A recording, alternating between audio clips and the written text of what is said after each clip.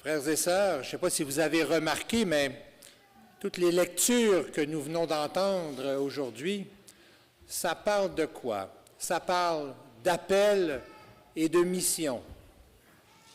Par exemple, on prend notre vieil ami Isaïe, sa mission qui était de rassembler Israël, ramener Jacob. Oui, c'était ça, mais c'était encore bien plus que ça. Il dit, c'est trop peu pour que tu sois mon serviteur pour relever les tribus de Jacob puis ramener Israël. Je fais de toi la lumière des nations. C'est beaucoup plus grand que sa mission de rassembler Israël. Être la... Oui. Hein? Il n'en revient pas, lui. Être la lumière des nations. Ouais.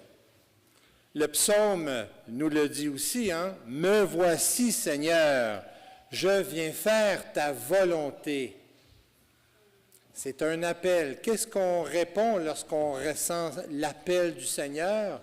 On lui répond « Me voici, Seigneur ». C'est ça qu'on répond. En tout cas, c'est ce que j'ai répondu, moi, quand il m'a appelé. Hein? Ouais.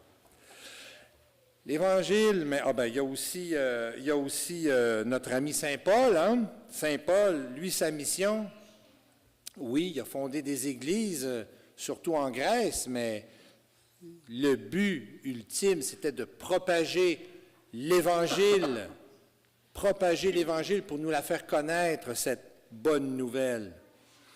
Mais si on revient à Jean-Baptiste, Jean-Baptiste, ça aussi, là, il y a toute une mission. Jean-Baptiste, lui, nous parle de l'agneau de Dieu. L'agneau de Dieu. Pour un juif, quand on parle de l'agneau, le juif sait très bien de quoi il en retourne. Ça fait référence à l'agneau pascal. C'est l'agneau qui donnait en sacrifice pour le pardon de leurs péchés. C'est ça.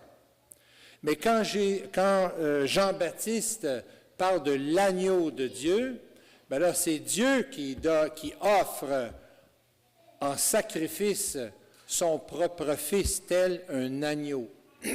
Un agneau parfait. Parce que l'agneau, la coutume, c'est ça, chez les Juifs, c'était de sacrifier l'agneau en guise de repentance pour le pardon des péchés. L'animal offert devait être parfait, sans tache. Ne devait pas être malade, ne devait pas être infirme, ne devait pas être estropié. L'agneau devait être en super bonne santé. L'agneau devait être tout simplement parfait, tout simplement le plus pur possible. Il fallait donner quelque chose, le mot le dit, en sacrifice. On va sacrifier quelque chose auquel on tient. C'est ça un sacrifice. Alors, l'agneau de Dieu, c'était Jésus. Il nous annonce que Jésus est l'agneau de Dieu. Et Jean-Baptiste se rend bien compte d'une chose. Oui, il a été demandé pour baptiser, un baptême de conversion, un baptême de repentance, mais il a été appelé pour beaucoup plus que ça, comme notre ami Isaïe. Il a été appelé à nous annoncer Jésus, le Christ. C'est ça, sa mission. C'était vraiment le sommet de sa mission, c'est de nous annoncer Jésus au monde. Voilà sa mission. Alors Jean-Baptiste, il prend conscience de cette mission. Il nous annonce ce qu'il a reçu de Dieu. Voici l'agneau de Dieu qui enlève le péché du monde.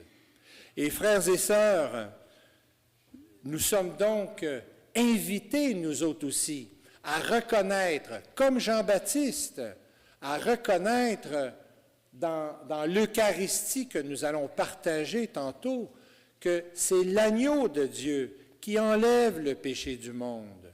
Quand le prêtre élève l'hostie, puis qu'il nous le présente, voici l'agneau de Dieu qui enlève le péché du monde, et on lui répond quoi? Seigneur, je ne suis pas digne de te recevoir, mais dis seulement une parole, et je serai guéri. Voilà, voilà le beau cadeau.